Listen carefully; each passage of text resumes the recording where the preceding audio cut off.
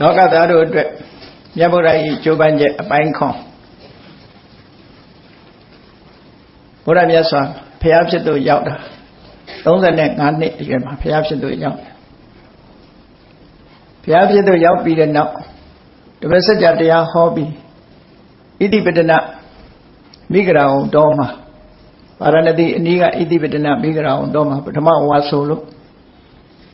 ပါရဏတိမှာရှိကြတဲ့ပြစ်ထိုက်တဲ့တရားဓမ္မနားလည်မဲ့ပုဂ္ဂိုလ်တွေကိုဆုံးမဩဝါဒပေးရင်တဝါနေထိုင်ရာကမြတ်စွာဘုရားအဖြစ်တပြည့်အဖြစ်ခံယူကြတဲ့ရဟန်းတော်တွေပါ60လောက်ဖြစ်လာအဲ့ဒီနောက်မှာတရားဟောဆွဆုံးမရမဲ့ပုဂ္ဂိုလ်တွေရှိတဲ့နေရာကိုမြတ်စွာဘုရားကြွရောက်တော်မူခဲ့တယ်ဘုရဝေလတော်ရာဇဂိုဆိုတာလို့ကြွပြီးတော့36နှစ်အရွယ်မှာဥရဝေလတောဘက်ကိုပြန်ရောက်ပြီးရာဇဂိုမြို့ပတ်ဝန်းကျင်မှာသတင်းသုံးနေထိုင်အဲဒီရာဇဂိုမြို့ပတ်ဝန်းကျင်ဆိုတာဘာသာရေးနဲ့ပတ်သက်ပြီးတော့ကျင့်ကြံကြုတ်ကုတ်အားထုတ်နေကြတဲ့ပုဂ္ဂိုလ်တွေဘာသာတရားလိုက်စားတဲ့ပုဂ္ဂိုလ်တွေအယူဝါဒနဲ့ပတ်သက်ပြီးဟောပြောတဲ့ပုဂ္ဂိုလ်တွေအလွန်မှများတယ်ဒါကြောင့်အဲ့ဒီမကရတိုင်းတစ်ခွင်မှာအမှန်တရားကိုသိရှိနားလည်အောင်ဟောပြောရင်ရနိုင်တဲ့ပုဂ္ဂိုလ်တွေအတွက်ကြိုးကြိုးပန်းပန်းနဲ့အားထုတ်လိုက်ပြီးတဲ့နောက်မှာခမည်းတော်မေတ္တာကြီးရဲ့ပင်လျောက်ချက်အရာကပိလဝမြို့ကိုကြွတယ်ကပိလဝမြို့မှာတပေါင်းလာပြည့်ကျော်တရက်နေရာနေကြွသွားပြီးကဆုံလာပြည့်နေ့မှာရောက်ပြီးနေုံလတလကလောက်သတင်းသုံးနေထိုင်ပြီးတဲ့အခါမှာညီတော်နန္ဒနဲ့သားတော်ရဟုတ်လားတို့သာသနာပေါင်းသွတ်သိမ်းချင်းမြင့်ပြီးတဲ့နောက်မြတ်စွာဘုရားကပိလဝမှာလှုပ်เสียများများဆဆမရှိတော့သည့်အတွက်ကြောင့်ရာဇဂိုဘက်ကိုပြန်လည်ပြီးတော့ခရီးထွက်လာခဲ့တယ်ရာဇဂိုသွားတဲ့လမ်းခရီးမှာမန္လတိုင်းဆိုတာရှိတယ်အဲ့ဒီမန္လတိုင်းမှာအနုပိယဆိုတဲ့ဏိကုံးရွာအနီးကတည့်ရဲ့ဥယျာဉ်ထဲမှာခိတ္တတိခုသတင်းသုံးနေထိုင်နေအဲ့ဒီမှာသုတ္တရဏမင်းကြီးနဲ့ဆွေတော်မျိုးတော်တာကဝေမင်းသားတို့စကားရှိကြသည့်အတိုင်းပဲဖျားဖြစ်တဲ့အခါမှာလည်းပဲဆွေမျိုးတွေနဲ့ပဲတင်းတောင်တင့်တယ်မြတ်စွာဘုရားကိုခြံရံကြဖို့လောကီအမြင်နဲ့ကြည့်မယ်ဆိုလို့ရှိရင်အတိုင်းဝိုင်းတစ်ခုကိုထူထောင်ကြတာပေါ့အဲ့ဒါလိုထူထောင်တဲ့အခါမှာတာကဝေမင်းသားယဟန်တွေနဲ့ပဲမြတ်စွာဘုရားကိုဝန်းရံကြမယ်လို့ဆိုတဲ့ရည်ရွယ်ချက်နဲ့ထင်ရှားကြော်ကြားတဲ့တာကဝေမင်းသားတွေဟာသာသနာပေါင်းဝင်ပြီးတော့ယဟန်ပြုကြတယ်အဲ့ဒါကိုစာပေကျမ်းဂန်မှာအဘိညာတာတကြ္ကြကုမာရာပပိစိတမနုပပိဇန္တိလို့စာထဲမှာအတူချုပ်မှတ်တမ်းတင်ထားတာရှိတယ်အလွန်ထင်ရှားကြော်ကြားတဲ့တာကဝေမင်းသားတွေတော်တော်များများမြတ်စွာဘုရားနောက်ကလိုက်ပြီးတော့ယဟန်ပြုကြတယ်လို့အရေးအတွက်ကိုတော့ဖော်ပြမထားဘူးသို့တော့ထောင်ကနန်းကြော်အောင်တာကဝေမင်းသားတွေဟာမြတ်စွာဘုရားကိုယံမို့ဆိုပြီးတော့သာသနာပေါင်းဝင်ကြတယ်တို့ဆွေမျိုးဆိုတဲ့အသိစိတ်နဲ့ဒီအသိစိတ်ဟာလည်းပဲကောင်းတဲ့ဘက်ကိုဥတည်သွားနိုင်တဲ့အရာဖြစ်လို့ကောင်းတဲ့ဘက်ကိုဥတည်သွားရင်အကောင်းလို့ပဲပြောရမယ်ဆွေမျိုးဆိုတဲ့အသိစိတ်နဲ့မြတ်စွာဘုရားကိုဝန်းရံကြတဲ့အခါမှာမြတ်စွာဘုရားစီကအဆုံးအမတွေရကြသည့်အတွက်တရားဓမ္မကိုသိရှိနားလည်ပြီးတော့သွားကြတယ်တော်တော်များများမိသားစုတွေတဲကတာကဝေမင်းသားတွေယဟန်ပြုတ်သွားပြီးတဲ့နောက်မှာမြတ်စွာဘုရားမန္တတိုင်းအနုပိယသတင်းသုံးနေတဲ့အခိုက်မှာသုတ္တရဏနဲ့ညီရင်းဖြစ်ကြတဲ့သုတ်ကောရဏတို့သက်ကောရဏတို့ဒေါတောရဏတို့အမိဒေါရဏတို့လို့ဆိုတဲ့ဩဒဏဆိုတဲ့နာမည်နဲ့ညှိခေါ်ထားတဲ့ညီကို9ယောက်ထဲကပေါက်ဖွာလာတဲ့မဟာနာမနဲ့အနုရုဒ္ဓတို့မဟာနာမမင်းသားနဲ့အနုရုဒ္ဓမင်းသားတို့ဆွေးနွေးတိုင်ပင်ကြတယ်တခြားတာကဝေမင်းသားတွေဘုရားနောက်တော်ကလိုက်သွားကုန်ကြပြီတို့ညီကို2ယောက်တို့အိမ်ကမြတ်စွာဘုရားနောက်ဘယ်သူမှမလိုက်သေးဘူးအဲ့တော့မဟာနာမက သူ့ညီလေးအနုရုဒ္ဓကိုပြောပြတယ်တာကွေမင်းသားတွေသဘောတူညီထားတယ်မြတ်စွာဘုရားကိုတာကွေမင်းမျိုးယဟန်နေနဲ့ပဲရန်ရမယ်လို့ဝန်းရံကြမယ်လို့ဆိုတဲ့သဘောတူညီချက်အရတို့အိမ်က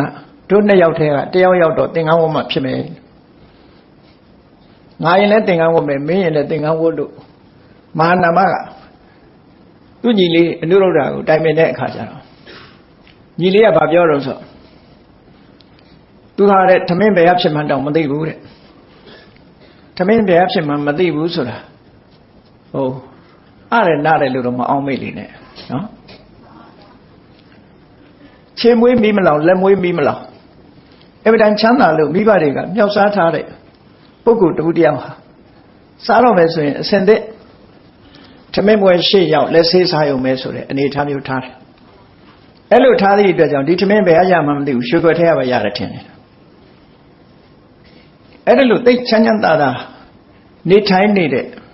မိဘတွေကလည်းပြည့်စုံမင်းသားလည်းမင်းသားအကိုကြီးကလည်းရှေ့ကလှုပ်ရှားတွေအကျုံးလုံးတော့ညီငယ်ဖြစ်တဲ့အနုရုဒ္ဓကချင်းမွေးမိမလောင်လက်မွေးမိမလောင်ဒီလိုနေရတာဒါမဖြစ်နိုင်ဘူးလို့မပြောနဲ့ဖြစ်နိုင်တယ်ညီငယ်ဆုံးနေဆိုတာတိတ်ပြီးတော့မသိရဘူးဘုန်းကြီးတို့မိသားစုလည်းတောင်းပါပဲဘုန်းကြီးတို့မှာညီကို၈ယောက်ရှိတယ်၈ယောက်ရှိတော့ရှေ့ကအကိုတွေကသာအလုံးလုံးတာညီငယ်ဆုံးဖြစ်တဲ့ဘုန်းကြီးအနေနဲ့ကိုင်းလှုပ်ရှားတဲ့မိသားစုကမွေးဖွားလာတာဖြစ်တော့လေလေယာကိုင်းနဲ့ပတ်သက်ပြီးတော့ဘာမှမသိခဲ့ဘူးနော်မြင်းတို့ကျောင်းပေါ်မှာထွန်ရက်စိုက်ပျိုးပြီးတော့ပဲတို့ပြောင်းတို့တီးနှံတွေစိုက်ပျိုးပြီးတော့စားတဲ့မိသားစုကပေါက်ဖွားလာပြီမဲ့လို့ထွန်လည်းမထွန်တတ်ဘူးထဲလည်းမထဲတတ်ဘူး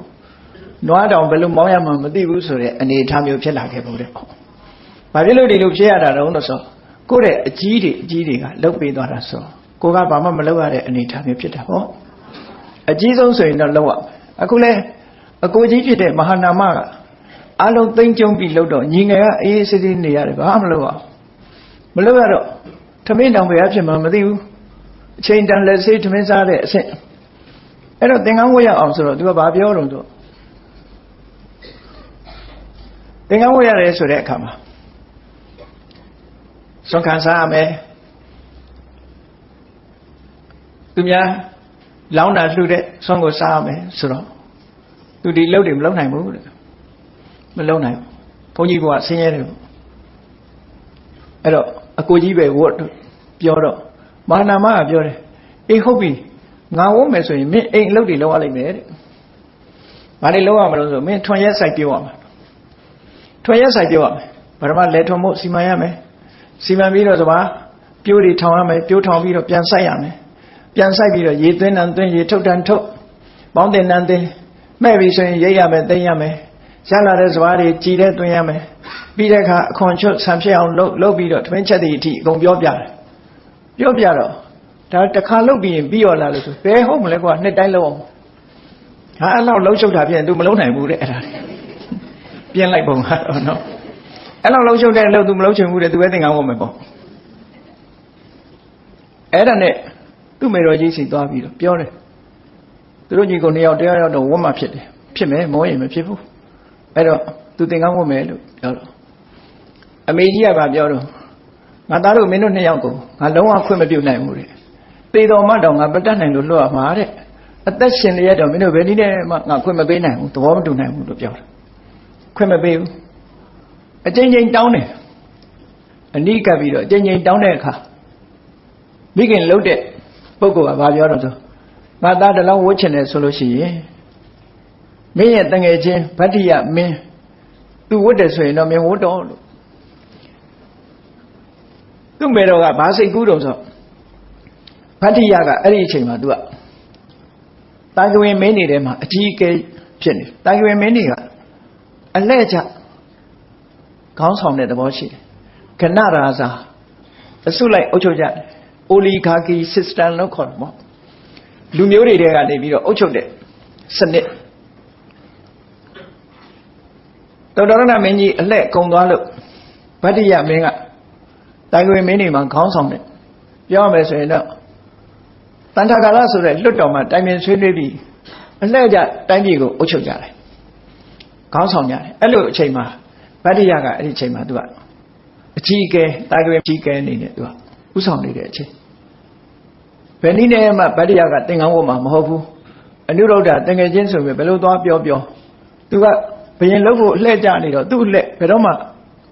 သင်္ကန်းဝတ်ဖို့သဘောတူမှာမဟုတ်ဘူးလို့ဒီလိုတွေးမိတာနဲ့အနုရုဒ္ဓကိုပြောလိုက်တာမင်းတငယ်ချင်း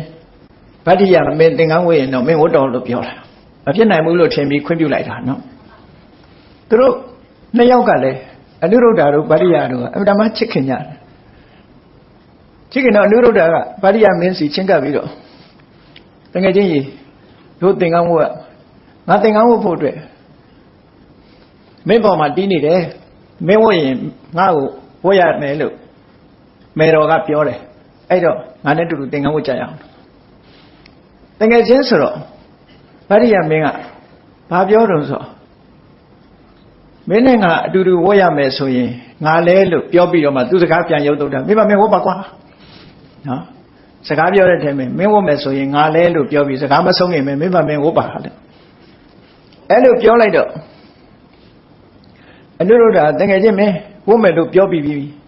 ဂရိသစ္စာဆိုတာတရားတယ်လူမှာဂရိမင်းမှာသစ္စာတယ်မင်းဝတ်ရင်ငါဝတ်မယ်လို့မင်းပြောချင်တာမဟုတ်လားပြောပြီးပြီဂရိမဖြစ်နဲ့လို့အတင်းကျပ်ပြောတဲ့အခါကျတော့ဗတ္တိယကဟုတ်တယ်ကွာငါစကားနည်းနည်းကြုံသွားတယ်အဲ့တော့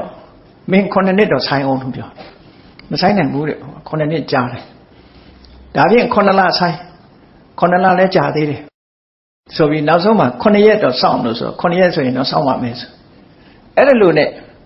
အနုရုဒ္ဓတို့ဗတ္တိယတို့အာနန္ဒာတို့ကိမိလပခုဒေဝဒတ္တဆိုပြီးတော့တာဂဝေမင်းသား6ယောက်ဟာအတူတူမြတ်စွာဘုရားသတင်းသုံးတဲ့မန္လာတိုင်းအနုပိယမန္လာတိုင်းမှာရှိတဲ့အနုပိယတည့်ရဥယျာဉ်တို့ဘုရားရှိရာနောက်ကိုလိုက်သွားကြပြီးတော့သင်္ကန်းဝတ်ကြတာလို့သူပြောတာနော်မင်းသား6ယောက်သူတို့နိုင်ငံကထွက်သွားတဲ့အခါမှာသူတို့ရဲ့အဆောင်အချမ်းရံကိုရံတော်တပ်တွေနဲ့သွားကြတယ်သူများနယ်ပယ်တွေရောက်တဲ့အခါကျတော့ကိုရံတော်တပ်တွေကိုပြန်လွတ်ပြီးတော့သူတို့ရဲ့အလုပ်အကျွေးပြုစုဖို့ဆိုပြီးတော့ဥပါလိလို့ဆိုတဲ့ဆံမုတ်စိတ်ပြုပြင်တဲ့စတ္တလေးတယောက်ပါလာသူတို့ကိုပြုစုလုပ်ကျွေးနေတဲ့စတ္တလေးအဲ့ဒါမင်းဝမင်းစားတွေတို့နှထောင်းတွေတို့လက်ကောက်တွေတို့မင်းဒုက္ခကဝတ်တဲ့ယေရနာတွေအကုန်လုံးမင်းကြီးမင်းသားဝတ်စုံတွေအကုန်လုံးချွတ်ရိုးရိုးအဝတ်ကိုပြောင်းဝတ်သူများနယ်ထဲသွားတယ်ဆိုတာဒီမင်းဝမင်းစားနဲ့သွားလို့အဆင်မပြေဘူးဒါကြောင့်မို့ရိုးရိုးလူတွေဝတ်တယ်လို့ဝတ်ပြီးတော့သွားဖို့စိန်ရွှေရတနာတွေဝတ်လာတာတွေအကုန်လုံးချုပ်ပြီးထုတ်ပြီးတော့ဥပါလိဆိုတဲ့သူတို့နောက်ကလိုက်လာတဲ့ဆတ္တတိဒီတန်ဖိုးရှိတဲ့အထုပ်ကြီးကိုသူ့လက်ထဲထည့်ပြီးကဲမင်းဒီထုတ်ယူပြီးတော့ပြန်တော့နေပြီးတော့ပြန်တော့ငါတို့ကတော့ဘုရားရှိတဲ့စီမန္လာတိုင်းကအနုပိယတည့်ဥယျာဉ်ကိုလိုက်သွားတော့မယ်ဘုရားနောက်လိုက်သွားတော့မယ်ဆိုတော့ဥပါလိကလည်းစဉ်းစားတယ်သူတို့တောင်ပိုင်ဆိုင်တဲ့တန်ဖိုးရှိတဲ့ပစ္စည်းတွေကိုမကွက်မငဲ့မကွက်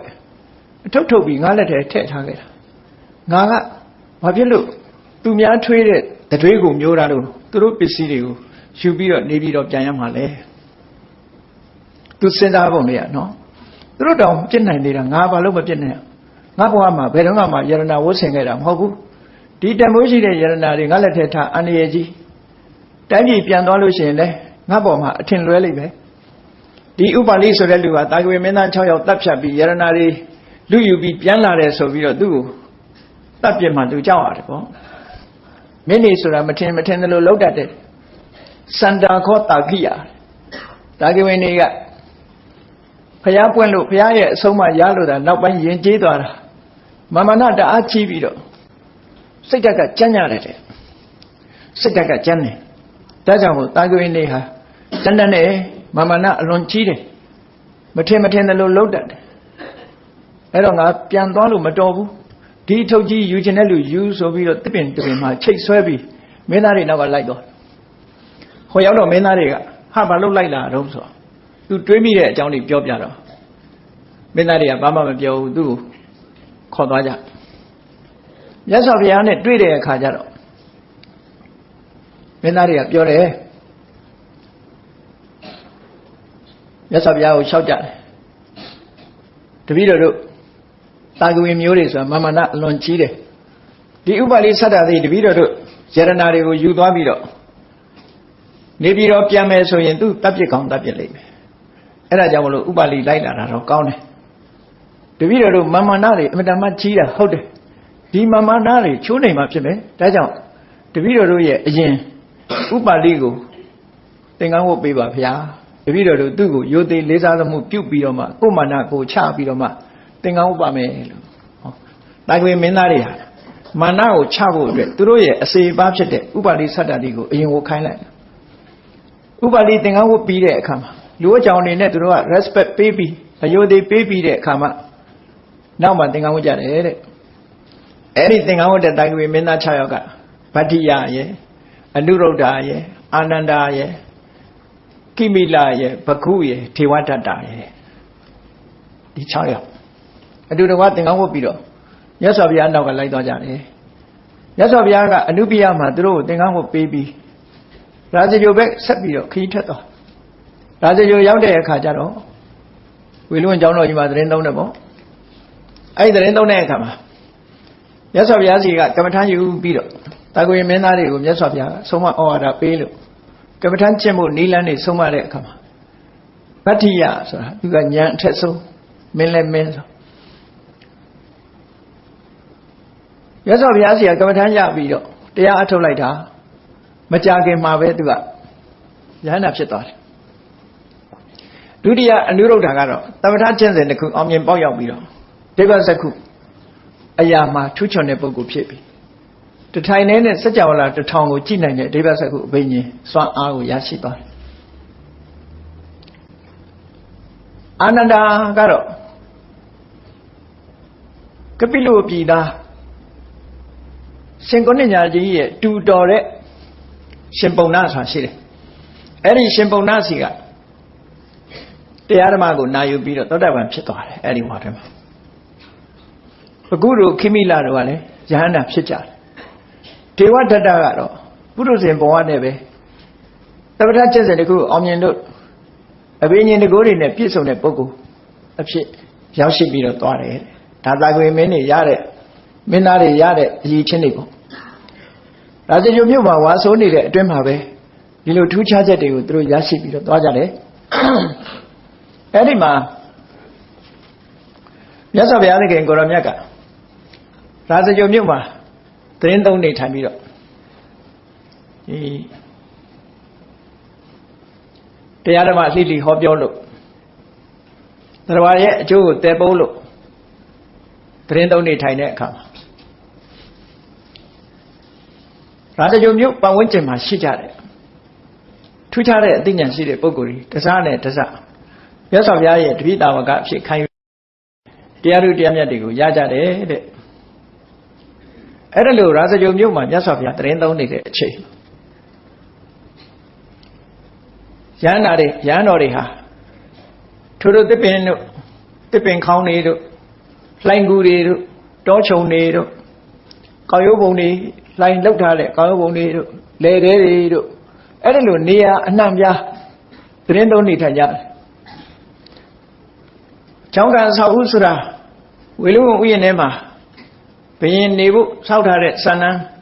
အဲ့ဒါကလွဲလို့ဥယျာဉ်ထဲမှာဒါသတင်းသုံးကြရတယ်အဆောက်ဦးဆိုတာဟောဒီဘက်တည်းမရှိဘူးပေါ့နာနဲ့မိုးတော့လင်းရောက်ပြီးဆွမ်းခံချိန်ကြွတလာပြီဆိုတဲ့အချိန်မှာတို့တစ်ပင်အောက်ကတို့ခြုံအောက်ကတို့လှိုင်ကူတွေကတို့ရဟန်းတော်တွေကထွက်လာကြတယ်ရာဇဂိုမြို့အပြင်မဲ့ထွက်ပြီးတော့လမ်းလျှောက်တဲ့ရာဇဂိုတထေးကမြို့ပြင်ထွက်လမ်းလျှောက်တဲ့အခါမှာရဟန်းတန်ဃာတွေသုတ်တန်တွေကထွက်လာတဲ့ကိုရောလှိုင်ကူတွေကထွက်လာတဲ့ကိုရောတစ်ပင်အောက်ကထွက်လာတဲ့ကိုရောခြုံကြားတွေကထွက်လာတဲ့ကိုရောတွေဘယ်နဲ့စောစောမှာဒီလိုတပါးစီဟိုအားဒီကထွက်လာတာတွေကိုသူမြင်တယ်မြင်တဲ့အခါမှာတရားစိတ်ပေါက်လာဒီကတော်တွေနေစရာအဆောက်အဦမရှိဘူးအဆောက်အဦဆောက်ပြီးရင်တို့နေကြမလားငါမေးအောင်မယ်ဆိုပြီးအနည်းတို့ကြွလာတဲ့ယဟန်တစ်ပါးကိုချက်ကပ်ပြီးတော့မေးတယ်ရှင်ဘုရားတို့တပည့်တော်ကျောင်းဆောက်ပေးမယ်နေကြမလားအဆောက်အဦဆောက်ပေးမယ်ဆိုတော့အင်တာမရိုးသားတယ်ယဟန်တော်တွေကတို့ကိုမြတ်စွာဘုရားက ကျောင်းနဲ့နေရမယ်လို့ဒီလိုတိတိလင်းလင်းခွင့်ပြုထားတာမရှိဘူးကျောင်းကိုအလှခံနိုင်တယ်လို့ခွင့်ပြုထားတာမရှိဘူးအဲ့တော့ဒီကိစ္စဘုရားကိုလျှောက်ပြီးတော့မှအကြောင်းပြန်မှတ်မယ်လို့ပြောလိုက်တော့ရာဇဂိုတထေးကြီးကလည်းတရားတရားပေါက်ပြီးရှင်ဘုရားတို့ဘုရားကိုမေးပါမေးပြီးတော့ခွင့်ပြုတယ်ဆိုရင်သူ့ကိုပြန်ပြောပါလို့ဆိုတော့ယဟန်တွေကရသော်ဘုရားစီရောက်တဲ့အခါမှာမေးကြတယ်ရာဇဂိုတထေးကနေပြီးတော့ခုလိုကျောင်းဆောက်ပေးမယ်ဆိုတဲ့အကြောင်းကိုလျှောက်ထားတော့ရသော်ဘုရားခွင့်ပြုလိုက်တယ်ထိုခေတ်မှာပေါ်တဲ့အဆောက်အဦတွေနှစ်ဖက်မိုးတဲ့အဆောက်အဦတစ်ဖက်မိုးတဲ့အဆောက်အဦပြတ်သက်နော်တိုက်အိမ်လှိုင်းကူးဆိုတာလို့လူတွေနေလို့ရတဲ့အဆောက်အဦမျိုးတွေဘယ်အဆောက်အဦပဲလှနေထိုင်ခွင့်ပြုတယ်လို့မြတ်စွာဘုရားစီကသဘောတူညီချက်ရတော့မှရာဇဂိုတထေးကြီးကိုပြန်ပြီးတော့ပြောတဲ့အခါမှာအဲ့တထေးကြီးကတနေ့တည်းပဲကျောင်းပေါင်းအလုံး60ဒီပြိုင်နဲ့ဆောက်ပေးတယ်အဲ့လိုဒီပြိုင်နဲ့ဆောက်ပေးပြီးကျောင်းနေပြီးတဲ့အခါကျတော့မြတ်စွာဘုရားစီသွားပြီးတပည့်တော်တဲ့လက်ပြေရောက်ခြင်းလို့ကုသိုလ်လိုခြင်းလို့ကျောင်းပေါင်း60ဆောက်လုပ်ပြီးပါပြီတဲ့ဘာဆက်လုပ်ရမလဲလို့မေးတော့မြတ်စွာဘုရားကအရာလေးမျက်နှာမှာကြွလာတဲ့တန်ဃာတွေကိုလှူလိုက်ပါလို့ဒီလိုလမ်းညွန်လို့တန်ခိကရေစက်ချပြီးတော့လှူထမ်းလိုက်တယ်လို့ဆိုတာရှိတယ်ပေါ့အဲ့ဒီကနေစပြီးတော့ကျောင်းအဆောက်အဦတွေဆောက်လုပ်လှူဒန်းကြသည့်အတွက်ကြောင့်တန်ဃာတွေဟာအဆောက်အဦနဲ့နေလာကြတယ်အရင်တုန်းကတော့အဆောက်အဦနဲ့နေကြတယ်လို့မရှိဘူးရဟန်းတွေမှာမြတ်စွာဘုရားကိုယ်တိုင်ကသာသနာပေါင်းဝင်လာပြီဆိုလို့ရှိရင်တိတိကျကျပစ္စည်း၄ပါးနဲ့ပတ်သက်ပြီးတတ်မှတ်ချက်တစ်ခုပေးထားတာရှိတယ်ပစ္စည်း၄ပါးဆိုတာဘဝမှာအသက်ရှင်နေထိုင်ဖို့အတွက်အထောက်အကူပြုတဲ့အရာ၄မျိုးလို့ဒီလိုဆိုလိုတယ်လူတွေမှာလည်းပစ္စည်း၄ပါးပဲယဟန်တွေမှာလည်းပစ္စည်း၄ပါးပဲမထူဘူးသို့သောရပုံရနည်းကမတူဘူးလို့ပြောရမှာပစ္စည်း၄ပါးဆိုတာတခြားမဟုတ်ဘူးစားစရာရဲ့ဝတ်စရာရဲ့နေစရာရဲ့မကြမ်းမမာရင်ဆေးဝါးဒီလေးခုကိုခေါ်တာပဲလူတွေမှာလည်းစားစရာလည်းရှိရတယ်ဝတ်စရာလည်းရှိရတယ်နေစရာလည်းရှိရတယ်မကြမ်းမမာရင်လည်းဆေးဝါးဆိုတာရှိရတယ်ပေါ့အဲ့ဒါဟာအသက်ရှိတည်ထမှုအတွက်အထောက်အကူ၄မျိုးကိုပစ္စည်းပစ္စယဆိုတဲ့စကားလုံးကိုကြည့်ပြီးပစ္စည်းလို့ခေါ်တာနော်မြတ်စွာဘုရားကယဟန်တွေကိုတော့ဘယ်လိုမိန့်ရှိတော့ဆိုစားစရာနဲ့ပတ်သက်လာလို့ရှိရင်ပိန္ဒိယလောဘဘောဇနံနိတ္တယပပိစ္ဆာပိန္ဒိယလောဘဘောဇနံနိတ္တယပပိစ္ဆာတထတေယာဝစီဝံဥတ္တဟောကရဏီယောယဟန်ဘောဆိုတာတဲ့တအိမ်တစုံလောင်းလူတဲ့အာဟာရတွေကိုစုဆောင်းပြီးတော့ယူရတဲ့ဆွမ်းမျိုးကိုအမိပြုပြီးတော့နေရမယ်ဒါယဟန်ဘဝရဲ့စားဆွမ်းခံရလို့ဆွမ်းခံလို့ရတဲ့ဆွမ်းလို့ဒီလိုဆိုလိုတာနော်ပိန္ဒိယလောဘဘောဇနအတိပ္ပယ်တစ်မျိုးဖွင့်မိမယ်လို့ဆိုလိုတာကပိန္ဒိယဆိုတာဟိုအိမ်ကတစုံထည့်လိုက်ဟိုအိမ်ကဟင်းလေးတစ်ခွက်ထည့်လိုက်ဒီအိမ်ကဟင်းလေးတစ်ခွက်ထည့်လိုက်နဲ့တပိတ်ထဲမှာပေါင်းစုပြီးတော့ရောက်လာတဲ့အာဟာရတွေအာလောဘနော်စားရမျိုးရတဲ့အာဟာရအဲ့ဒီအာဟာရတွေပေါ်မှာအမိပြုတ်ပြီးတော့ယဟန်ဘဝဆိုတာခွင့်ပြုတာဒါကြောင့်မို့ယဟန်ဖြစ်လာလို့ရှင်ဆွမ်းခံလို့ရတဲ့တိမ်တစင်းစုပေါင်းပြီးတော့လောင်းလူထားတဲ့အစာအာဟာရပေါ်မှာမိရမယ်လို့အဲ့ဒီမိပြီးအသက်ရှင်တည်နေရမယ်လို့မြတ်စွာဘုရားကဟောတာလူတွေကြတော့သမင်းစားဖို့အတွက်ကိုယ့်အိမ်ကိုချက်စားတော့မဟုတ်ချက်ပြုတ်ကောင်းတဲ့စားတော့ဆိုင်တို့ကနေပြီးဝယ်ပြီးစားကြတယ်ပေါ့စားတော့စားတာပါပဲရဟန်းတွေကြတော့အဲ့ဒီလိုအသက်မွေးမှုမျိုးမဟုတ်ဘူးပိန္ဒိယလောဘဘောဇနဆိုတာပေါ်မှာမိပြီးအသက်မွေးရမယ်လို့သို့တော်တရားဓမ္မတွေကလှူမယ်တမ်းမယ်ဆိုလို့ရှိရင်လေအလှူတန်းကျွေးမွေးတာကိုလည်းဖုံးပေးခွင့်ရှိတယ်လို့ဒီကနေ့ရဟန်းခံမှုတဲ့ပုဂ္ဂိုလ်တိုင်းလည်းပဲဒါကြားဘူးပါလိမ့်မယ်တိမ်ထဲကမထွက်ခင်ဒီစကားအမြဲတမ်းပြောနေရတာခနေ့အထိပြောရတယ်နော်ဒါကစားစရာနဲ့ပတ်သက်တာဝတ်စရာနဲ့ပတ်သက်လာလို့ရှိရင်လေမြတ်စွာဘုရားကယဟန်တော်တွေကိုပန္တုကုလစီဝရံနိတ္တယပပိစ္ဆာပန္တုကုလဆိုပန္တုဆိုတာမြေမုတ်မြေမုံနေမြေကြီးတွေကုလဆိုတာမြေမုံတွေအဆုံးစုံတက်နေတယ်သို့မဟုတ်မြေမုံတွေလူးချန်နေတယ်တနည်းအားဖြင့်လူတွေကောင်တွေကိုရစ်ပတ်ပြီးတော့ပြစ်ထားတဲ့အဝတ်တွေအမိုက်ပုံထဲမှာပြစ်ထားတဲ့အဝတ်တွေမလို့ချင်လို့မဝတ်ချင်တော့လို့ပြစ်ထားတဲ့အဝတ်တွေအဲ့ဒါတွေကိုကောက်ယူဖို့လျှော် ချုပ်ဆိုးပြီးဝတ်တဲ့သင်္ကန်းမျိုးကိုပန္တုကူလစီဝရပန္တုကူသင်္ကန်းလို့ဒီလိုခေါ်တယ်အဲ့တော့ဘယ်သူမှဒုက္ခမပေးရတဲ့စနစ်ကိုမြတ်စွာဘုရားကတည်ထင်ထားတာဆိုတာပန္တုကူသင်္ကန်းနဲ့အားထုတ်ရမယ်လို့ပန္တုကူသင်္ကန်းဝတ်ယုံပြီးတော့နေနိုင်ရမယ်လို့ဒကာဒကမတွေကလှူလို့ရှိရင်လည်းလှူတဲ့သင်္ကန်းဝတ်ယုံပြီးရှိပါတယ်လို့ဒါကဝတ်ဆရာနဲ့ပတ်သက်တာအဲ့တော့ယဟန်တန်ဃာတွေဘလောက်များများဒကာဒကမတွေပေါ်မှာဝန်ထုတ်ဝန်ပိုးမတက်เสียရဝန်ထုတ်ဝန်ပိုးမတက်เสียရမလို့ချင်လို့ပြစ်ထားတဲ့အဝတ်တွေနဲ့ပဲလုံလောက်တယ်လို့ဒီလိုဆိုလိုတာပေါ့နော်နောက်တစ်ခုကျတော့နေเสียကျတော့မြတ်စွာဘုရားကရုက္ခမူလသေနာတနံနေတ္တယပပိစ္ဆာတစ်ပင်အောက်မှာနေရင်ရတယ်တစ်ပင်ကြီးတွေကအရေးကောင်းတယ်အတော်ရအောင်လုံးကျုံတယ်အဲ့ဒီတစ်ပင်အောက်မှာနေမယ်ဆိုလို့ရှိရင်ဒီလုံကျုံတဲ့နေစရာလေးတစ်ခုရတယ်ပေါ့ဘာလို့လဲဆိုငှက်တွေဆိုလဲတစ်ပင်မှာခိုးနေကြတာပဲမြောက်တွေဆိုလဲတစ်ပင်မှာခိုးနေကြတာတိရစ္ဆာန်တွေတစ်ပင်မှာနေကြတာများတယ်လေအဲ့ဒါလို့ယဟန်တန်ဃာတွေလဲဘယ်သူမှဒုက္ခမပေးပဲနဲ့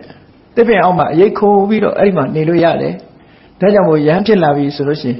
တစ်ပင်ရင်းတီးဟူသောနေရာဌာနမှာအမိပြုပြီးယဟန်တရားအထောက်ရမယ်ဒီလိုခဏခေတ်တောင်မှအိန္ဒိယနိုင်ငံမှာမူလတန်းကျောင်းဖွင့်ထားတာတစ်ပင်အောက်မှာဖွင့်တာတောရလေးတွေဆိုလို့ရှိရင်နော်တစ်ပင်အောက်မှာမူလတန်းကျောင်းလေးတွေဖွင့်ပြီးစာသင်နေတယ်ကျောင်းအဆောက်အဦရှိတယ်မဟုတ်မူလတန်းကျောင်းမရှိဘူးတစ်ပင်အောက်မှာဘောလေးထောင်ပြီးတော့စာသင်နေတာတွေ့ရတယ်အဲ့တော့ယဟန်တွေကိုလည်းတစ်ပင်ရင်တီးဟူသောကျောင်းမှာနေထိုင်ဖို့ဆိုပြီးတော့ရည်ညွှန်းတာစားစရာရယ်ဝတ်စရာရယ်နေစရာရယ်ဘာမှအပန်းမကြည့်ဘူးလို့ရလဲရလွယ်တယ်ပြစ်လည်းကင်းတယ်မကြမ်းမမာရင်ဆေးဆိုတာကြတော့ဘာတော့ဆိုရင်နွားကျင်ငယ်တဲ့နော်နွားကျင်ငယ်ဒီဟူသောဆေးနွားကျင်ငယ်ကိုတောက်လို့ရှိရင်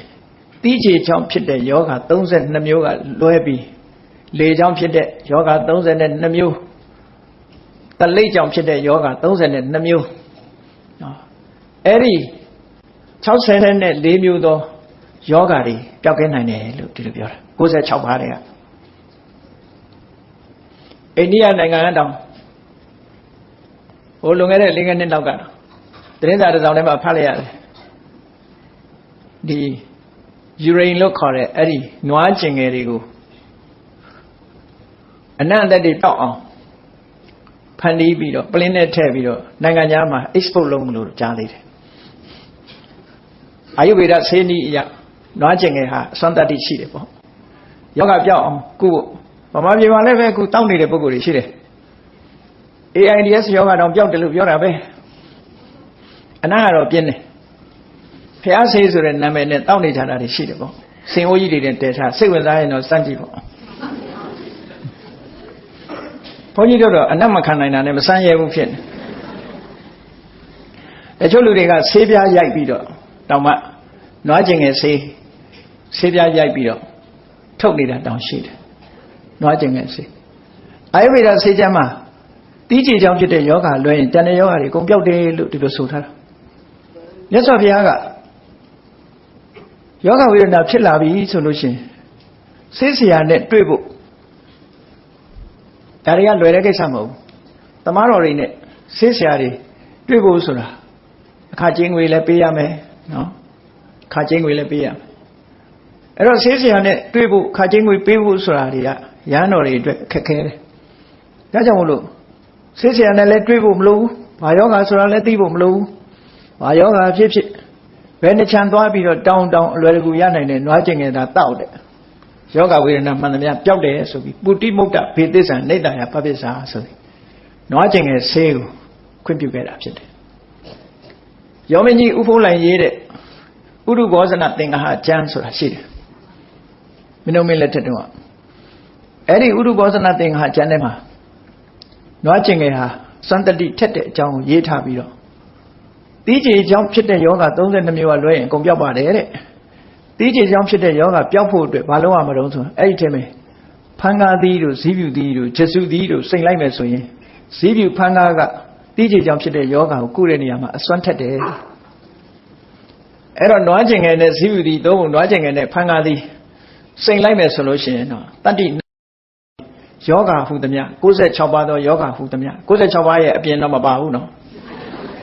96ပါးဆိုတာဒီကြေကြောင့်ဖြစ်တာ32မျိုးတလိပ်ကြောင့်ဖြစ်တာ32မျိုးလေကြောင့်ဖြစ်တာ32မျိုးအဲ့ဒါကို96ပါးလို့ခေါ်တာခဏသေးတဲ့ထဲရေးသေးလားမသိဘူး96ပါးသောယောဂဝေဒနာကြောင့်အနိစ္စရောက်သွားတယ်ဆိုတော့နာရေးကြောင့်ညာမှာရှင်းတော့အဲ့လိုရေးလေးရှိတယ်အခုတော့ယောဂဥယျာတိုးနေတော့အဲ့လိုမရေးတော့ဘူးထမရဲ့ကြာအဲ့ဒီအာယုဝေဒစိတ်ပညာအရာမှာနွားကျင်ငယ်ရဲ့အစွမ်းတတ္တိတွေကိုဖော်ပြထားတာရှိလို့ရဟန်းတော်တွေပဲဆေးဆရာနဲ့မှသွားတွေ့เสียမလို့ဘူးယောဂဝေဒနာတွေပျောက်ကင်းနိုင်တယ်ဆိုပြီးမြတ်စွာဘုရားမကြမ်းမမဖြစ်ရင်နွားကျင်ငယ်ဆေးကိုမှီဝဲပြီးတော့တရားထုတ်နိုင်တယ်လို့ဒီလိုပြောတာအဲ့တော့စားစရာလည်းအဆင်ပြေတယ်ဝတ်စရာလည်းအဆင်ပြေတယ်နေစရာလည်းအဆင်ပြေတယ်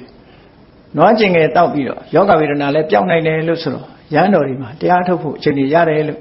မြတ်စွာဘုရားဒီလိုခွင့်ပြုခဲ့တာနော်အဲ့တော့မြတ်စွာဘုရားရဲ့တပိတာဝကတွေအကြောင်းပြုပြီးတော့စီးပွားဥစ္စာရှာဖွေနေကြတဲ့လူလူတွေကောင်မှာဝန်တော့ဝန်ဖို့တက်တာမရှိဘူးပေါ့ဒါတော့မှမြန်မာနိုင်ငံလွတ်လပ်ရေးတိုက်ပွဲဝင်နေခေတ်တုန်းကအဲ့ဒီတုန်းကနိုင်ငံရေးသမားတွေပြောတန်ကြားမှုတယ်ဘုန်းကြီးတို့ငယ်ငယ်တုန်းကလွတ်လပ်ရေးတိုက်ပွဲဝင်မှုအတွက်လိုအပ်တယ်ဗမာပြည်မှာဘုန်းကြီးတွေတသိန်းလောက်ရှိနေတယ်အဲ့ဒီတသိန်းလောက်ကိုကျွေးနေရတာဝန်တော့ဝန်ပိုးကြီးဖြစ်နေတယ်လို့ဒီလိုတွက်တဲ့လူကရှိသေးတယ်နော်တွက်တဲ့လူကရှိသေးတယ်အဲ့တော့မြတ်စွာဘုရားကတော့သူ့မှာဝန်တော့ဝန်ပိုးမဖြစ်တဲ့အဖွဲ့အစည်းတရက်ဖြစ်အောင်စီမံဆောင်ရွက်ထားတာပါအဲ့တော့ယဟန်နေအတွက်တင်အဆင်ပြေတာလားလို့ဆိုမဟုတ်ဘူးတအိမ်တစွန်းဆိုတာဘယ်အိမ်ပြဲဖြစ်ဖြစ်ပိုးနေမှာပဲတစွန်းမကပါဘူးသမင်းချက်ရင်တိတိကျကျချက်တာမှမဟုတ်တာအိမ်တိုင်းဟာအပိုးအချမ်းဆိုတာတွေကရှိတယ်အဲ့ဒီပိုးတဲ့သမင်းဟင်းနေတန်ဃာတွေကိုလောင်းလူလိုက်ကြတဲ့အခါမှာတစ်ဖက်ကကုသိုလ်တွေလည်းဖြစ်ကြတယ်ဒါနကောင်းမှုလုပ်ပြီးသားလည်းဖြစ်တယ်ဒါနကောင်းမှုလုပ်ရသည့်အတွက်ကြောင့်တန်တရားမှာလည်းဒါနအကျိုးကိုခံစားကြရဆိုတော့ယဟန်တော်တွေအတွက်လည်းစာဝတ်နေရေးပြေးလဲတယ်တရားဓမ္မတွေအတွက်လည်းပဲကုသိုလ်ရတယ်ဆိုတဲ့ဒီအကျိုးနှစ်မဲ့ကိုကြည့်ပြီးမြတ်စွာဘုရားလောကသားတို့အတွက်ဒါကိုချမှတ်ပေးထားတာဒီလိုဆိုလို့တာဝန်တော့ဝန်မိုးဖြစ်အောင်မလုပ်ဘူးမြတ်စွာဘုရားဘယ်သူ့ဥမှာဟာအဲ့တော့အဲ့လိုယဟန်တန်ဃာတွေဟာတန်လဟုကဝုဒ္ဓိပေါ့ပါအသက်မွေးကြတဲ့အနေအထားမျိုးမှာတဖြည်းဖြည်းတရားတရားဖြစ်ပေါ်လာတဲ့ပုဂ္ဂိုလ်တွေထဲမှာရာဇဂိုတထေးကစပြီးတော့အဆောက်အဦတစ်ခုဆောက်လှူလိုက်တာသူဆောက်တာကိုနမူနာယူပြီးတော့ဟိုလူကဆောက်ဒီလူကဆောက်နေဆိုကျောင်းဆောက်လှူတဲ့လူတွေအများကြီးဖြစ်လာတယ်နောက်ပိုင်းကျတော့အဲ့လိုရာဇဂိုပြည်ဒုတိယဝါမြတ်စွာဘုရားဒုတိယဝါကတ်တဲ့အခါမှာခုလိုရာဇဂိုတထေးကကျောင်းဆောက်လှူတာဆိုတာဖြစ်ပေါ်လာခဲ့တယ်ပေါ့အဲ့လိုခွင့်ပြုတဲ့နေရာမှာလည်းပဲတထေးကြီးလည်းကုသိုလ်ရပါစေယဟန်တွေလည်းအဆောက်အဦထဲမှာလုံလုံခြုံခြုံနေပြီးတော့တရားကျင့်ခွင့်ပို့ရပါစေဆိုတဲ့အနေနဲ့မြတ်စွာဘုရားကကျောင်းကိုခွင့်ပြုလိုက်တာခွင့်ပြုတဲ့အခါမှာလည်းပဲမှန်ကန်တဲ့ရည်ရွယ်ချက်နဲ့ပဲခွင့်ပြုတယ်ဘုရားကျောင်းထဲမှာနေရင်အပူဒဏ်ကာကွယ်ဖို့နေပါတယ်အေးဒဏ်ကာကွယ်ဖို့နေပါတယ်မဲ့ချင်စားတဲ့တရားတွေဘေးရန်ကနေလွတ်ကင်းဖို့နေပါတယ်နောက်ဆုံးမှာဥရုဘေးရန်ကာကွယ်ဖို့နေပါတယ်တရားဓမ္မအထုတ်တဲ့အခါမှာအန္တရာယ်ကင်းကင်းနဲ့တည်တည်ငြိမ်ငြိမ်နဲ့အေးချမ်းချမ်းအထုတ်နိုင်ဖို့အတွက်ဒီကြောင်းနဲ့နေပါတယ်လို့ဒီလိုနှလုံးသွင်းပြီးနေဖို့မြတ်စွာဘုရားကဆုံးမဩဝါဒပေးတယ်ဆိုလဲဒီလိုပဲဆုံးမဩဝါဒပေးတာဒီဆုံးကိုစားခြင်းဖြင့်ဝေဒနာအသစ်တွေမဖြစ်စေရဘူးဝေဒနာအဟောင်းတွေလည်းပျောက်စေရမယ်ဘဝမှာမြတ်မြတ်တရနဲ့အသက်ရှင်မှုအတွက်လည်းဖြစ်စေရမယ်လို့ပြောဖို့ပါဖို့စားတာမဟုတ်ဘူးခန္ဓာကိုယ်တည်တတ်မှုစားတယ်လို့ဒီလိုနှလုံးသွင်းခိုင်းတယ်ဆင်ញင်ခိုင်းတယ်အခုခေတ်တော့ဒီရွယ်ချက်တွေတဲ့ပို့ပြီးတော့လာတယ်လို့ပြောရမယ်စားတယ်ဆိုတာဘာလို့စားတာတော့ကြိုက်လို့စားတာခုခေတ်ကျတော့ကြိုက်လို့စားတဲ့မတဲ့ကြိုက်ရင်စားမယ်ပြီးတော့မှစိတ်တောက်မှာအဲ့လိုယူဆနဲ့ကြိုက်လို့စားတာဟိုကျမ်းမာအောင်စားတာမဟုတ်ဘူးအသက်ရှင်ဖို့စားတာမဟုတ်ဘူးသက်ရှိခြင်းရှိမရှိခြင်းတွေဝါဝစားသေးပဲဆိုလို့ရှိသေးတယ်သက်ရှိဖို့စားတာမဟုတ်ဘူးသူကအရသာခံဖို့စားတယ်ဆိုတဲ့အဓိပ္ပာယ်ရောက်တယ်အဲ့ဒါမတည့်ပါဘူးဆိုတာမှပိုကြိုက်တယ်အချိုးရှောင်ရပြီဆိုရင်အချိုးမနေနိုင်ဘူးစားတယ်အဝတ်အစားနဲ့ပတ်သက်ပြီးတော့လည်းမြတ်စွာဘုရားယဟန်တွေကိုဆင်ញင်မှု ဆုံးမဩဝါဒပေးတယ်အေးကာကွယ်ဖို့အပူကာကွယ်ဖို့မချင်စားတဲ့တရားတွေကြိုက်တာကာကွယ်ဖို့နောက်ဆုံးမှာအဝတ်မို့ပဲနေရင်မတင့်တယ်ဘူးရှက်เสียဖြစ်လိမ့်မယ်အဲ့ဒီရှက်เสียဖြစ်တဲ့အင်္ဂါရက်တွေဖုံးလန်းကာကွယ်ဖို့သင်္ကန်းဝတ်တယ်လို့အဝတ်စားကိုဝတ်တယ်လို့ဟောလို့မှန်ကန်တဲ့အကျိုးတစ်ခုရည်စူးပြီးတော့ဝတ်ခိုင်းတာတခြားတွေထည့်မစင်တာခဏခေတ်တော့အဲ့ဒီရည်ရွယ်ချက်တွေပိုးလာပြီးတော့ဒီအစဉ်လေးကတော့ငါနဲ့လိုက်လို့ဒါလေးကတော့ဒီဇိုင်းလှလို့ဒါလေးကတော့အစဉ်လှလို့ဒါကတော့ fashion ပေါ့ဒါကကိုရီးယားစတိုင်ဒီလိုဝတ်ကြတာတွေများလာတယ်ပေါ့လှဖို့ပါဖို့ဝတ်လာတာတွေဖြစ်တာတယ်နောက်ပိုင်းကျစတိုင်ကလည်းအမျိုးမျိုးတွေကိုလှလို့ဝတ်တဲ့စတိုင်တွေဝတ်လာရင်ကျေးမှုရလို့မဟုတ်ဘူးအဝတ်ဝတ်တာစတိုင်ပဲနော်နောက်ပိုင်းကျတော့ naked စတိုင်တွေတောင်ဖြစ်လာ naked စတိုင်ဖြစ်လာအဲ့တော့ဝတ်ထားကောလုံခြုံမှုဝတ်တာအဲ့တော့လုံခြုံဖို့ဆိုတာကိုတာထားပြီးတော့ဖော်ချဖို့ဝတ်တာတော့မကောင်းဘူးပေါ့လုံလုံခြုံခြုံပဲဝတ်တင်တာပေါ့နော်လှအောင်ပါအောင်တော့ဝတ်ပေါ့ဝတ်လို့ရပါတယ်လူမအဝတ်တောင်းမှကိုနဲ့လိုက်တဲ့အဝတ်ကလေးဝတ်လှအောင်ဝတ်လူတွေဆိုဝတ်ခွင့်ရှိတယ်ပေါ့သို့တော်လဲ naked style ထိအောင်တော့မလုပ်သင့်ဘူးပေါ့အဲ့ဒါဝတ်စရာနေစရာကြတော့လေထွတ်တူပဲဒီ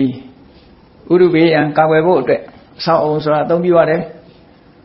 အခုတော့မဟုတ်ဘူးအဆောက်အအုံတွေကိုလှလှပပစတိုင်ကြကြအဆင့်မြင့်မြင့်ဆိုတာတွေနဲ့တွေးလာပြီးတဲ့အခါကုန်ကြစရိတ်တွေဟာပို့ပြီးတော့တက်လာတယ်ရှာလို့မလောက်နိုင်လောက်အောင်ဖြစ်လာတယ်ပေါ့အဲ့တော့မြတ်စွာဘုရားသာသနာမှာအဲ့ဒီလိုဝန်တော့ဝန်မဖြစ်ရအောင်မြတ်စွာဘုရားဆုံးမဩဝါဒပေးတယ်အင်တန်ကောင်းတဲ့အဆုံးအမတွေပေါ့လူတွေမှာနေပါညာမနာရှာဖွေနေရတာဒါတွေဖြစ်စည်းဖို့ရှာဖွေရလို့အားရတယ်နားရတယ်လို့မရှိဘူးအမြဲတမ်းမောပန်ပူလောင်ပြီးတော့ရှားနေကြတယ်အပူတွေရှားနေရတယ်စားနိုင်တာတဲ့ပို့ပြီးတော့ရှားနေရတယ်ဝတ်နိုင်တာတဲ့ပိုးရှားနေရတယ်နေနိုင်တာတဲ့ပိုးရှားနေရတယ်အပူလေးမှမရှိရင်ဆိုတာမဖြစ်လို့ရှားနေကြတယ်တကယ်လူတွေကိုထမင်းကျွေးနေတာ pocket money ကကျွေးနေတာပါ pocket money ကဒါပေမဲ့လို့လူတွေကိုမမနာတက်စေတာမဟုတ်ပါဘူးပတ်စံအိတ်ထဲမှာပါတဲ့အိတ်ထောင်ထဲမှာထည့်ထားတဲ့ပတ်စံလေးကထမင်းကျွေးနေပြီမဲ့လို့သူ့အတွက်လူတွေကတိတ်အရေးမဆိုင်ကြပါဘူးအရေးဆိုင်တာတော့ဟိုဗန်ထဲထည့်ထားတာတွေကိုအရေးဆိုင်နော်ရင်းနှီးထားတဲ့ဟာတွေပေါ်မှာသွားအရေးဆိုင်တယ်လေကိုထမင်းကျွေးနေတာကိုတိတ်အရေးမဆိုင်ဘူးအဲ့တော့အပူတွေရှာပြီးတော့အပူတွေလုံနေကြရတယ်ပေါ့မြတ်စွာဘုရားကယဟန်နေအဲ့လိုမဖြစ်ရအောင်သူသဖြင့်လူတွေတော့ဟောလို့မရဘူးပေါ့ယဟန်နေအဲ့လိုမဖြစ်အောင်ဆုံးမဩဝါဒပေးတာဒါလောကသားတွေအတွက်ဆင်းရဲဒုက္ခလွတ်မြောက်ဖို့ကြိုးပမ်းချက်တစ်ခုပဲဖြစ်တယ်ပေါ့အဲ့ဒီမှာရာဇဂုတတိကအကြောင်းဆောက်ပေးတယ်လို့ဆိုတဲ့နေရာမှာလည်းပဲလုံလုံချုံချုံအမောကလေးသဘောပဲဖြစ်မယ်တင်းတော့တင်းတယ်တန်ဖိုးကြီးတဲ့အကြောင်းကြီးတွေတော့မဟုတ်တော့ဘူးเนาะဒီနေ့တည်းအကြောင်းပေါင်း60ဆောက်တာဆောက်ပြီးတော့လှူတယ်ကျန်တဲ့တရားဓမ္မတွေကလည်းအတူယူအားကြပြီးတော့လှူကြတန်းကြတယ်အဲ့ဒီအချိန်မှာရာဇဂုမြို့နဲ့ရာဇဂုကတထေးနဲ့တာဝတိမြို့ကသူထတ္တဆိုတဲ့တထေးအလူတန်းအလုံးဝါဒနာပါလို့သူ့မျိုးရောက်ဆိုလို့ရှိရင်စားစရာမရှိတဲ့လူတွေအားလုံးကိုကြွေးမွေးဆောက်ရှောက်ထားလို့အနာထပိဏိကလို့နာမည်ကြီးတဲ့သူထတ္တဆိုတဲ့တထေးကရာဇဂုမြို့နဲ့သူကအယောင်းဝယ်ကိုရောင်းကုန်ဝင်လုပ်တယ်ရှင်းတော့လှဲပေါင်း900နဲ့သွားပြီးကိုရောင်းကုန်ဝင်လုပ်တာအဲ့တော့ရာဇဂုတထေးနဲ့အဲ့ဒီတာဝတိကသူထတ္တဆိုတဲ့အနာရဝိန်တထေးတော်ကလည်းမောင်းလဲနှမလဲအပြန်အလှန်ရောက်ဖတ်တော်ဆက်ကြတယ်တနေ့တော့ခါတိုင်းလိုပဲကိုရောင်းကုန်ပဲလာရင်းနဲ့အနာရဝိန်တထေးဟာရာဇဂုပြည်ဘက်ကိုရောက်လာတဲ့အခါမှာအမှတ်မထင်မြတ်စွာဘုရားတရင်ကိုကြားရလို့မြတ်စွာဘုရားကိုတွားရောက်ပြီးတော့သိင်္တမဝနဆိုတဲ့သုတ္တံမှာမြတ်စွာဘုရားကိုတွားရောက်ပြီးအစောကြီးဖူးတဲ့အခါမှာမြတ်စွာဘုရားက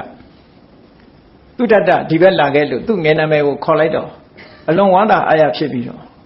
မြတ်စွာဘုရားရဲ့အဆုံးအမတရားတွေကိုနားလဲရတဲ့အခါမှာသူစိတ်နှလုံးအေးချမ်းမှုကိုရပြီးနောက်ဆုံးမှာသောတပန်ဖြစ်ပြီးဗုဒ္ဓဥပဒကအဖြစ်ရောက်သွားတယ်အဲ့ဒါလိုရောက်သွားတဲ့အခါမှာ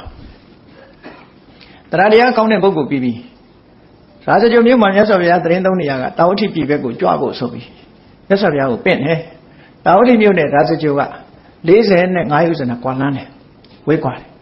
အဲ့တော့တာဝတိပြည်ဘက်ကိုကြွဖို့ဆိုပြီးတော့မြတ်စွာဘုရားစီကပဋိညာဉ်တောင်းပြီးတော့ နောက်ဒီမြို့မှာသူကျောင်းဆောက်လှူဖို့အစီအစဉ်လုပ်တယ်ပေါ့ပြန်သွားပြီးတဲ့နောက်မှာဘုရားသခင်သုံးဖို့အစဉ်ပြေမဲ့နေရာကိုသူရှာလိုက်တာ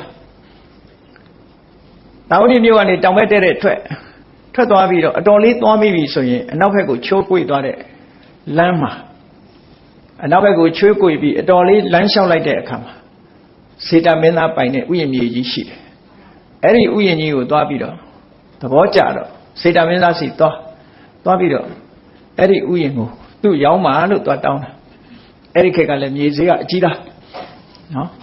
ခုခေတ်မြေဈေးတဲ့ကြီးမဲ့ထင်တယ်သွားတောင်းတဲ့အခါကျတော့စေတမင်းသားကဘာပြောလိုက်တုံးဆိုရင်အတပြာဒင်းကားငွေတွေအစွန်းချင်းထိခင်းပြီးတော့ပေးတောင်မှမရောက်နိုင်ပါဘူးလို့ပြောလိုက်တာတနည်းအားဖြင့်ပြောမယ်ဆိုရင်မရောက်ပါဘူးအတပြာစွန်းချင်းထိပြီးတော့ထိလို့ကုန်ကြတဲ့ငွေနဲ့ဝယ်ရင်တော့ဆိုတဲ့အတိတ်ပဲမျိုးသူပြောလိုက်တယ်ပြောလိုက်တဲ့အခါကျတော့ချက်ချင်းပဲအနာရဝင်တတိယခင်းမယ်ယူမယ်မြေပြင်တစ်ခုလုံးကိုရွှေတင်းကားတွေဖြန့်ခင်းပြီးတော့ဝယ်ရမှာသူဟာခဏနဲ့ပြောတာမဟုတ်ဘူးအတပြားတွေဖြန့်ခင်းပြီးတော့မြေရဲ့အကျယ်ဝန်းတိုင်အတပြားတွေဖြန့်ခင်းပြီးတော့အစွမ်းချင်းထိအောင်ခင်းပြီးတော့အဲ့ဒါနဲ့ဝယ်ရမှာနာရဝိတ္တိကတိတ်အားတက်တရောဖြစ်နေတဲ့အခါကျတော့မြတ်စွာဘုရားသတင်းသုံးမှုဒီနေရာအကောင်းဆုံးပဲဆိုပြီးတော့ဝယ်မယ်လို့ပြောတော့စေတမင်းသားကသူဈေးပြောပြီးပြီလို့မရောင်းချင်မရောင်းနိုင်ဘူးဆိုတော့မဟုတ်ဘူးမင်းသားဈေးဖြတ်ပြီးပြီမရောင်းလို့မရဘူးဈေးဆိုပြီးနေပြီမရောင်းလို့မရဘူးနောက်ဆုံးမှာပဲရောက်သွားတော့ဆိုတရားရုံးထီအောင်ရောက်သွားတယ်ဒီစကားဟာစေတမင်းသားဈေးဆိုတာဟုတ်မဟုတ်တရားရုံးရဲ့အဆုံးဖြတ်သွားခံတဲ့အခါတရားသူကြီးတွေကဒါမင်းသားဈေးဆိုလိုက်တာပဲပေါ့ဒီမြေရဲ့တန်ဖိုးကိုမင်းသားပြောလိုက်ရရောက်တယ်အဲ့ဒါလောက်ပြီးရင်တော့မင်းသားရောင်းချတဲ့နဲ့လို့ဆိုတဲ့အခါအဲ့ဒီခေတ်ကလူတွေကကိုယ်တိတ်ခါကိုထိန်းရတယ်ဂရိဆိုတာမဖြစ်ကြဘူးအဲ့ဒါနဲ့အနာရဝိန်တထေးကိုပြောတဲ့ဈေးတိုင်းသဘောတူလိုက်တာဟိုကရွှေရင်းကားတွေအကုန်လုံးထုတ်ဗန္ဒာတွေကထုတ်ပြီးတော့အဲ့ဒီမြေပြင်ပေါ်မှာအစွန်းချင်းထိအောင်ဖြန့်ခင်းတာပထမကိုတောင်တစ်ခုကထုတ်တာဖြန့်ခင်းလိုက်တဲ့အခါတဝက်ကျော်လောက်ခင်းမိတာဖြစ်သွားရင်မလောက်သေးတော့နောက်ထပ်ကိုတောင်တစ်ခုထုတ်ပြီးတော့ခင်းတာအဲ့ဒါလို့အတက်တရောဒီလောက်များပြားလာတဲ့ရွှေတင်းကားတွေခင်းပြီးတော့ဝဲတယ်ဆိုတော့စေတမင်းသားကြည်ရင်လန့်လာအော်လာဘာကြောင့်များသူဒီလောက်ဆုံးလွတ်တာတော့လောကလူတွေဟာပစ္စည်းကိုသာရှားနေကြတာဆုံးလွတ်ဖို့ဆိုတာအမှန်တမ်းခင်းတာကိုဒါတော့ရွှေတင်းကားတွေဘာကြောင့်စွန့်တာလဲဘာကြောင့်စွန့်နိုင်တာလဲလို့ तू စဉ်းစားလို့မရတော့အော်ဒီအလုပ်ဟာအမှန်တမ်းမြင့်မြတ်တဲ့အလုပ်ဖြစ်လို့ तू စွန့်လွတ်တာပဲဖြစ်မယ်ဆိုပြီးနောက်ဆုံးမှာမောဥနာရောက်တဲ့မြေကွက်အဲ့ဒီရောက်တဲ့အခါကျတော့ကိုယ်တော်နှလုံးကနေထုတ်လိုက်ပြီးခင်းလိုက်တာအဲ့ဒီနေရာလေးမှာနည်းနည်းကျန်းနေတယ်ကျန်းနေတော့စေတမင်းသားပြောတယ်ဒါလေးတော့သူ့ကုသိုလ်ဖြစ်ပေးပါမယ်ပေါ့နောက်တစ်ခါတစ်ပင်နေဝိုင်းပြီးတော့တနေရာမှာခင်းရတယ်တစ်ပင်ရှိရင်တစ်ပင်နေရာပေတိုင်းလက်မတိုင်းပြီးတော့တခြားနေရာမှာခင်းပြီးတော့အဲ့ဒီတံမိုးဖြတ်အဲ့ဒါတွေကိုလည်းစေတမင်းသားကတစ်ပင်နေရာတွေကိုလည်းသူ့ကုသိုလ်ပဲထားလိုက်ပါတော့မခင်းပါနဲ့တော့လို့သဘောတူပြီးတော့အနာရဝိန်တထေးကိုမြေရောင်းလိုက်ရတယ်ပေါ့အဲ့ဒီမှာစာပေကျမ်းမှာဆိုကြတယ်လေအမြဲတမ်းတာဝတိယံဝိဟရတိစေတဝနေအနာထပေနိကတအာရမေအဲ့လိုရေးတဲ့အခါမြန်မာသားမှာဘယ်လိုရေးတော့ဆိုရင်တာဝတိမြို့ဇေရဝံကျောင်းအနာရဝိန်တထေးအယံဖြစ်သောဇေရဝံကျောင်း၌လို့ဆိုတော့တချို့လူကဘယ်လိုသဘောပေါက်တုံးဆိုလို့ရှိရင်အနာရဝိန်တထေးမှာဒါအယံကျောင်းလားမူလကျောင်းကဘယ်မှာရှိသေးတယ်လို့ပြောတဲ့လူမှာရှိသေးတယ်တကယ်ကတော့ဇေတဝနဆိုတာဥယျာဉ်ရဲ့နာမည်အဲ့ဒါကိုအနာရဝိန်တထေးကဝယ်ယူလိုက်တဲ့အခါကျတော့အနာရဝိန်တထေးပိုင်တဲ့အယံဖြစ်သွားတယ်သူလူတဲ့အယံဖြစ်တာမို့မူလနာမည်ကဇေတဝနနောက်ထပ်နာမည်ကအနာထပိဏိကအာရမလို့ဒီလိုဆိုလိုတာပေါ့နော်အဲ့တော့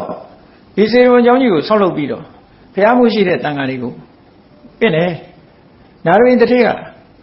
အလွန်တရာတရားကောင်းတဲ့ပုဂ္ဂိုလ်ဆိုတော့မြတ်စွာဘုရားကြွလာမဲ့ဒီဇေရာဇဂုကနေပြီးတော့တာဝတိပြေထိအောင်45ယူဇနာရှိတာတယူဇနာမှာသူ့တငယ်ချင်းတွေစီတောင်းဆိုပြီးတော့ဘုရားအတွက်တဲချောင်းတွေတစ်ဆောင်45ဆောင်ဆောက်ထားတယ်ဆောက်ထားပြီးတော့မြတ်စွာဘုရားကြွလာတဲ့အခါဒါတွေနဲ့ဘုရားတက်တာတဲခုနားနေပြီးတော့မှတာဝတိပြေပဲကြွဖို့ပေါ့အဲ့ဒါလို့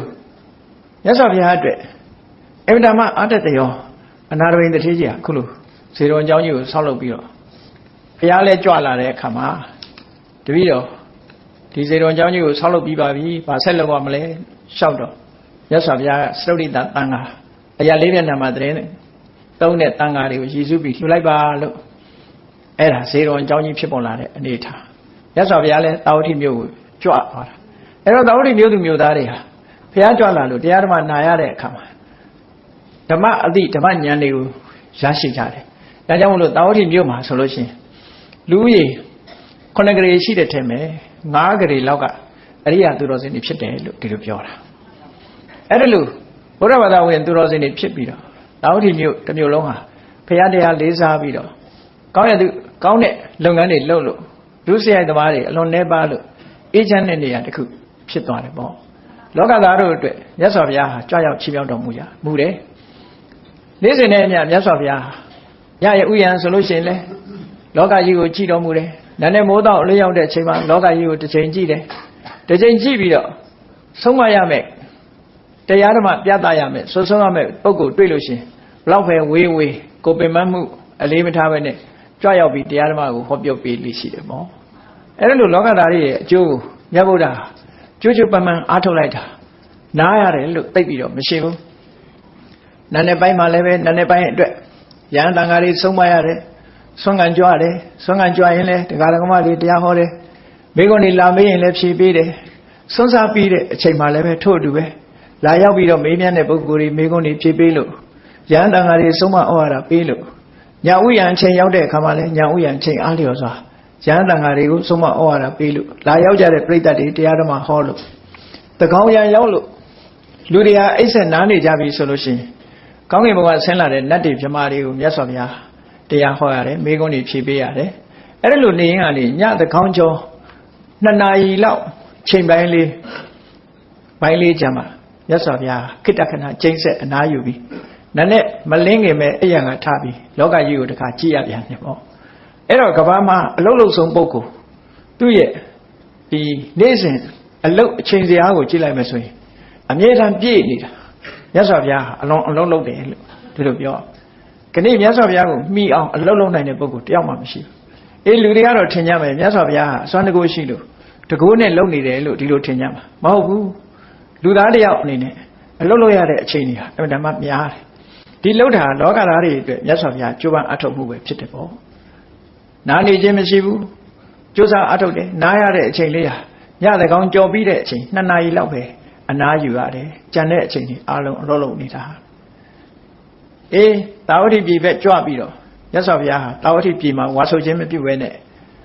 ရာဇဂိုဘက်ကိုပြန်ပြီးတော့ကြွလာတယ်ရာဇဂိုမြို့မှာမြတ်စွာဘုရားဟာဒုတိယဝါလဲရာဇဂိုမြို့မှာပဲဆိုတယ်တတိယဝါလဲရာဇဂိုမြို့မှာပဲဆိုတယ်စတုဋ္ဌမြောက်ဝါလဲပဲရာဇဂိုမြို့မှာပဲဆိုတယ်ဆိုဘုရားဖြစ်တယ်